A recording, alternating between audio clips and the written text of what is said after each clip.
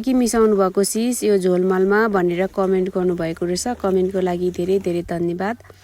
मैले सुरुमा गाईको गउँत लिए 50 लिटरको ड्रममा लगभग 45 लिटर। अनि यो मर्चा 3वटा मर्चा बराबरको धुलो रहेको छ यो। अनि त्यसपछि यो असुरो गाउँघरमा बारीतिर त्यतिकै सजिलै पाइने घाँस रहेको छ, तितो स्वाद भएको। अनि यो खुर्सानी, यो झोलमाल चाहिँ हामीले विषादीको रूपमा पनि प्रयोग गर्न सक्छौँ किरा मार्नको लागि। अनि यो सक्खर 3 किलो, खुर्सानी चाहिँ 1 पाउ रहेको छ।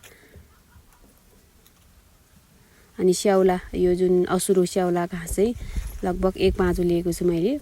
यसरी 4-5 थरी मिसाएर चाहिँ मैले झोलमाल रेडी गर्ने गरेको छु। यो चाहिँ अब लगभग 1 हप्तामा रेडी हुन्छ, बिरुवामा हाल्नको लागि तयार हुन्छ।